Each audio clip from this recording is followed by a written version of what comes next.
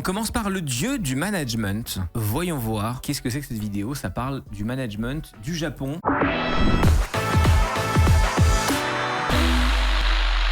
Le dieu du management était-il également le dieu de l'appuyage sur le bouton abonné sur la chaîne Ardis TV parce qu'on est presque 80 000 et après aller à 100 000 ça va aller plus vite par exemple? Moi je crois en tout cas, enfin bref. Il y a 3 grandes religions, le shintoïsme, le bouddhisme et Konosuke Matsushita. Bon, on exagère un peu, mais au Japon, il existe un véritable mythe autour de cet homme. Il a son propre musée, sa statue, c'est le gars de son Panasonic, mémorial et même un manga. On le surnomme carrément le dieu du management. Parti de rien, il a fondé l'une des plus grandes multinationales du pays.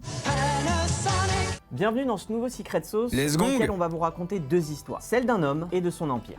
Konosuke Matsushita. Cet homme au Japon, c'est une légende. Mais en France, c'est beaucoup plus compliqué de trouver des informations sur lui. On a donc dû toquer à la porte d'un expert qui maîtrise le japonais.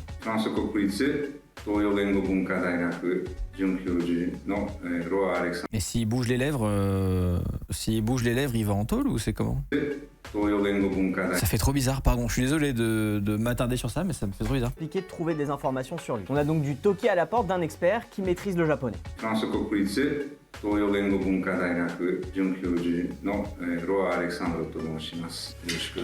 Bon alors, c'est qui Konosuke Matsushita? Il naît en 1894 dans la campagne d'Osaka, au sein d'une famille pauvre. Un père déshérité, qui a perdu sa fortune, son petit pécule. À cause de conditions de vie misérables, plusieurs frères et sœurs de Konosuke décèdent. C'est ce qui va amener le jeune garçon de tout juste 9 ans à arrêter l'école et aller travailler du côté d'Osaka. Où il va devoir travailler comme simple commis, comme garçon à tout faire dans un magasin de vélo.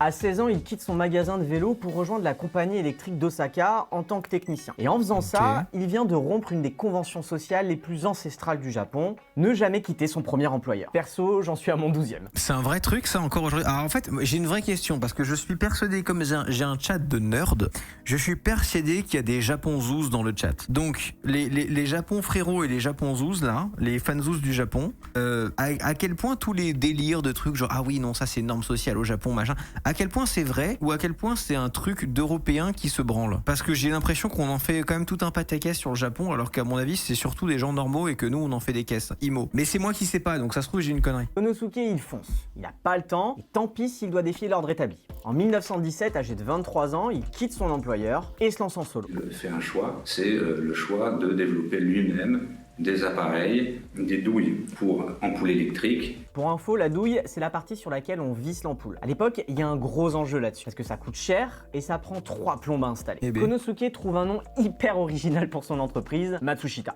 Sa douille est vendue 30% moins cher que celle des concurrents et elle cartonne. À partir de là, l'entreprise Matsushita commence à vendre plein de produits. Une douille double pour pouvoir donc brancher 2 ampoules au lieu d'une, une lampe qui soit à la fois utilisable pour le vélo et qui soit portable, des fers à repasser. Ou encore la radio. 20 ans après sa première douille, Matsushita a créé un véritable empire. Le pauvre, ça avait commencé par une douille, c'est quand même très drôle. À la veille de la Seconde Guerre mondiale, il emploie plus de 10 000 salariés et son succès va attirer l'attention de l'armée. Pendant la guerre, l'entreprise Matsushita s'adapte à un nouveau besoin. Elle fournit à l'armée des radios, mais aussi des avions et des bateaux. Et ça va lui permettre de grossir encore plus. Après la guerre, le groupe Matsushita emploie 20 000 personnes. La suite, le groupe se met à fond dans l'électroménager. L'un des objets majeurs, c'est la télévision bien sûr, c'est le frigidaire bien sûr, la gueule des le trucs. réfrigérateur, la machine à laver, et puis vous avez, au Japon en particulier, l'autocuiseur Harry. Alors ça, j'avoue un truc. Les fanzous du Japon, vous avez raison sur un truc. Si des gens ici dans le chat n'ont pas un cuiseur Harry à la maison, faites-vous ce cadeau. C'est vraiment un des trucs dont je pourrais absolument plus me passer. C'est absolument incroyable. Non seulement parce que ça fait du riz parfait, mais parce que tu peux faire d'autres choses que du riz avec. C'est incroyable. Vraiment, c'est incroyable. En particulier, l'autocuiseur Harry. Et l'autocuiseur Harry, c'est un succès fulgurant. À l'époque, tout cet électroménager est vendu sous la marque National, à prononcer en japonais National. Et Konosuke Matsushita trouve que National, ça sonne bien. Dans les années 50, le groupe Matsushita veut s'étendre en dehors du Japon et partir à la conquête du monde. Et pour ça, il faut un nouveau nom qui claque et qui soit facile à prononcer pour les occidentaux. C'est la naissance de Panasonic. Officiellement, ça vient de Pan, qui veut dire tout, et de Sonic pour désigner le son.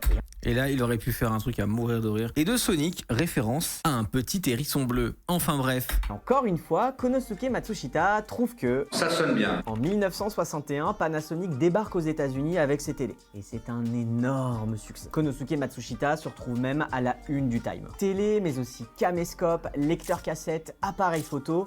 Grâce à Panasonic, l'empire Matsushita s'étend désormais dans le monde entier. Mais je suis d'accord avec un message du chat qui dit tu m'expliques comment tu passes de salarié au salaire minimum d'une boutique à ouvrir ton usine. Je suis d'accord, j'ai l'impression qu'on skip un petit peu des étapes. En fait, mais les Échos faites des vidéos 2 fois plus longues, vraiment, je vous jure, enfin, franchement. En 1980, le groupe fait 500 millions de dollars de bénéfices et 10 milliards de ventes par an. Bon, dans cette première partie, on a surtout parlé des activités de l'entreprise de Matsushita. Mais selon vous, Alexandre, quelle était sa secret sauce? Il se place sur un nouveau segment de marché, sur un nouveau produit, et il fait tout pour produire moins cher que les autres.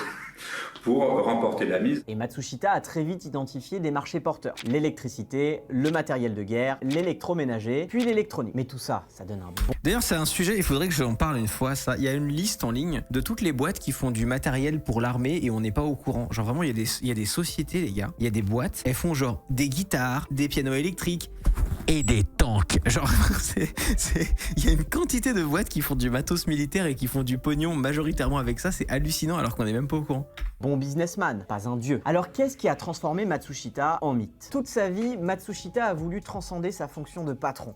Et comme beaucoup de milliardaires, c'est un philanthrope. À partir au moins des années 60, il commence à donner une énorme partie de ses revenus à des causes locales ou nationales. Mais surtout, Konosuke était adulé par ses employés. En 1946, les forces alliées d'occupation, les Américains, lui interdisent de remettre les pieds dans son entreprise. Patrick Friedenson est historien à l'EHESS. Il est spécialiste des entreprises, notamment japonaises. Matsushita appartient à un... Honeywell est spécialiste de la climatisation, de l'alarme incendie et des cartes de contrôle pour missiles nucléaires. Oui, voilà, mais et c'est exactement de ça que je parle, Thunderbolt.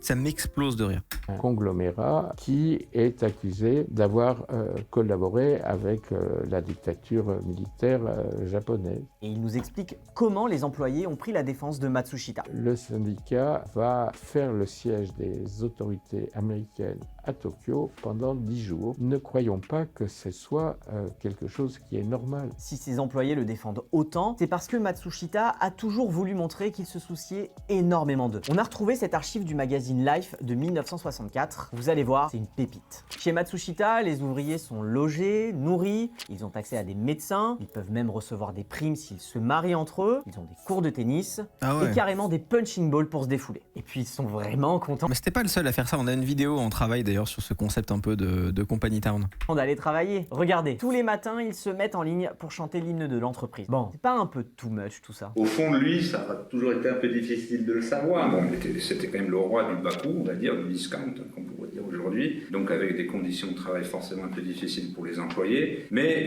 au moins une forme de compassion, d'empathie au moins revendiquée. Des patrons philanthropes et paternalistes, il y en a eu beaucoup. On peut notamment citer Henry Ford, à qui Matsushita a souvent été comparé. Mais le créateur de Panasonic ne s'est pas arrêté là. Déjà, il y a le contexte. Les entreprises japonaises ont un culte des fondateurs. Et Konosuke Matsushita, il est là. Pourquoi? Eh bien parce qu'il a élaboré et diffusé une véritable philosophie. Déjà, via l'institut qu'il a fondé en 1946, PHP, pour Peace and Happiness Through Prosperity. Tu ne peux pas appeler quelque chose pour la paix de PHP. PHP est un des trucs qui a énervé le plus de développeurs au monde. Voici quelques-uns de ses grands principes. Apprendre du passé, construire une sagesse collective, combiner théorie et pratique. Ouais, ça fait un peu développement personnel tout ça. Mais ça a quand même beaucoup plu. Konosuke Matsushita a aussi fondé une école, l'Institut Matsushita de politique et de management. C'est une école de formation de toutes sortes de personnes qui veulent se former aux principes de gestion du personnel et de gestion de l'innovation lancé par Matsushita. Et le mec, il a un écosystème, très grand nombre de députés et de sénateurs japonais, un très grand nombre de cadres dirigeants d'autres entreprises sont passés par cette sorte d'école de formation continue. Jusqu'à sa mort en 1989, il continue de philosopher pendant des conférences ou des interviews. Et parfois, c'est un peu compliqué de le suivre. Selon le journal Le Monde, en 1975, il aurait proposé de raser 20% des montagnes du Japon afin d'agrandir le territoire. Bon, sans toucher au mont Fuji, faut pas abuser quand même. Quoi qu'il en soit, il laisse derrière lui un énorme héritage. Aujourd'hui, les écoliers japonais apprennent l'histoire de Konosuke Matsushita et des centaines de livres ont été écrits sur lui. Et si on résume tout ça, Ça nous donne le second ingrédient de la secret sauce Matsushita. Transcender un succès économique en principe philosophique et le graver à jamais dans l'histoire. Peu de patrons l'ont fait à ce point. Et sinon, Pour nos familles et nos proches, on est gravé dans la roche. ça devient quoi Panasonic aujourd'hui? Après la Et crise Panasonic, pour moi, c'est une boîte qui fait tout en fait. Genre, je saurais pas citer un objet que Panasonic ne fait probablement pas. de 2008, l'entreprise enregistre de grosses pertes. Surtout, elle fait face à une nouvelle concurrence. Les Coréens sont arrivés, les Chinois sont arrivés et ils ont complètement été laminés. Yann Rousseau est correspondant pour les Échos au Japon et on est très jaloux de sa vue sur le quartier d'affaires de Tokyo. Ils étaient les rois de la télé mondiale. Ils ont arrêté le plasma, ensuite ils ont arrêté le LCD, là ils ont arrêté les panels. Bref, l'entreprise abandonne une à une les lignes qui faisaient son succès par le passé. Aujourd'hui, elle se concentre sur le B2B, notamment avec des batteries électriques pour les voitures Tesla. Ah ouais, ok. Bon, Panasonic n'est pas vraiment en crise, hein. Elle continue de faire des bénéfices. Mais le truc, c'est qu'elle a certainement perdu l'état d'esprit avant-gardiste qui caractérisait son fondateur. D'ailleurs, en décembre 2024, Panasonic a annoncé son intention de Bah d'ailleurs, ce stream est actuellement filmé avec une caméra Panasonic. ressusciter Konosuke Matsushita sous la forme d'une IA. Preuve Oh que mon les Dieu, je Japonais veux utiliser ont ça. encore besoin de communier avec leur dieu du management. Si vous êtes resté jusqu'à la fin de cette vidéo, Top. arigato gozaimasu, on espère que C'était pas obligé ça. Ok, grave intéressant. On n'est peut-être pas allé à fond dans le sujet. Il y a plein de... En fait, il me reste plein de questions. Mais c'est très très intéressant. Et c'est vrai que... attends, ils ont un catalogue ou pas? Parce que Panasonic, frérot, mais c'est inévitable, mais à un tiers ou genre...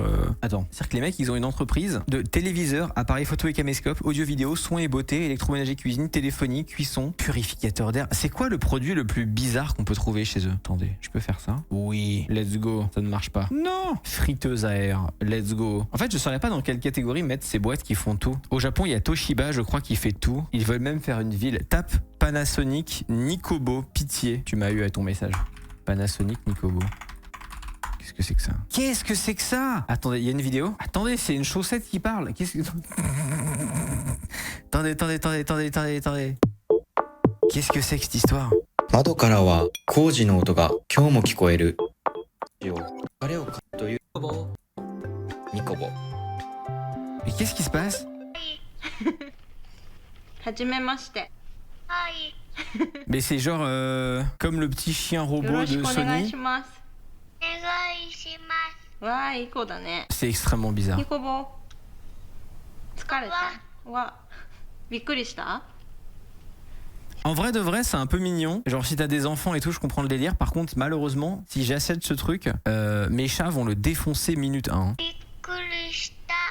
ごめんね。ごめん。怒んないで。 Et on dirait vraiment une chaussette qui parle, ça m'atomise. Hein. ニコボごめんね。ニコボぷい。ごめん。 Eh bah putain, merci le chat. Hein. C'est pour ceux qui n'ont pas de chat justement. Oui, je crois que c'est effectivement le cas. Ouais. Bravo à tous. Hein. On dirait une tub. Bon voilà, allez, super. On a le chat combien? Je vois déjà la dérive. Je sais pas pourquoi, mais je suis turbo fan. Mais c'est marrant que ouais. Oh non, ça va être encore un produit vendu pour les enfants ayant besoin de réconfort et ils vont abandonner le produit et faire pleurer les petits. Mais ça c'est horrible. Ça est arrivé, je crois, 2 fois dans l'histoire moderne qu'il y ait des petits robots tout mignons pour les mômes et tout machin, nan. Les parents les achètent et la start-up fait faillite et au bout de 1 an et demi le truc marche plus. T'imagines le cauchemar quand t'es parent, mais quel enfer.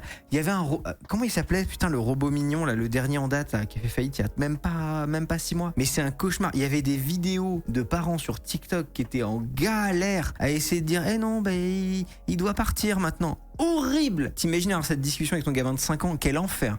Ça me brise le cœur. Alors c'est même pas moi qui suis dans la merde, tu vois. Je sais pas si vous avez le nom du produit. Quelqu'un va l'avoir dans le chat à un moment donné. C'était un robot Kids Robot là, comment il s'appelait ce truc? Voilà. Non, mais vous imaginez ce cauchemar quand tes parents... Moxie il s'appelait, voilà. AI company that made robots for children went bust and now the robots are dying. Horriblissime, il ressemblait à ça là, voilà. Il est parti vivre dans une ferme à la campagne avec Toby, ton ancien chien. Mais c'est ça quoi. We're going to learn about daily affirmations. He'll pull out some of those positive affirmation. Voilà, et en fait le truc a fait faillite, donc voilà, littéralement, je parlais de ce genre de vidéo. Bon, je vais pas montrer ça, il y a un enfant qui pleure et tout, ça me gêne de montrer ça en stream. Mais vous voyez ce que je veux dire, quoi. C'est-à-dire que t'avais une quantité de parents qui se sont retrouvés dans une sauce nucléaire avec leur môme parce que le robot marche plus, quoi. Et va expliquer ça à ton môme, quoi. Quel enfer. Je connais pas, mais vraiment ce genre de situation, mettez la techno en open source et arrêtez de faire pleurer des mômes. Mais mec, on avait eu la même discussion à un niveau moins grave avec les vélos, la Angel, où genre vraiment si tu sais que ton truc va faire faillite, parti mets-le en open source, fais en sorte que juste ça tourne sans serveur central, parce que effectivement juste c'est autant quand t'es adulte c'est chiant, tu vois, t'as acheté un produit il marche plus, ça casse les couilles, tu vois, peut-être que faut que t'en changes, ça va te coûter du pognon, c'est relou, mais quand c'est des mômes c'est horrible, quoi. Franchement c'est affreux. c'est horrible, quoi. Moralité, ne rien acheter à ces gamins à part des caplas. C'est une solution, effectivement. C'est une solution. Je comprends pas pourquoi quand ce genre de sociétés font faillite, elles mettent pas le code en open source. Bah, il y a... Le vélo est parti rejoindre mon chien dans une ferme à la campagne dans le Kentucky. Non, il y a plusieurs raisons, mais en gros, c'est si ils pensent pouvoir revendre la boîte à quelqu'un, ils peuvent pas le mettre en open source parce que sinon, la boîte n'a instantanément plus aucune valeur. Donc ils peuvent pas, le temps qu'ils aient des offres à étudier. Et si jamais ils sont en conflit tribunal, le temps que la boîte fasse faillite, le temps que la boîte est en train de faire faillite, ils peuvent pas encore le mettre en open source parce que la boîte est pas encore défunte, quoi. Mais disons qu'il faut au moins préparer un petit peu le truc pour que tu puisses finir par le mettre en open et que quelqu'un dans la communauté se démerde pour le faire tourner, quoi.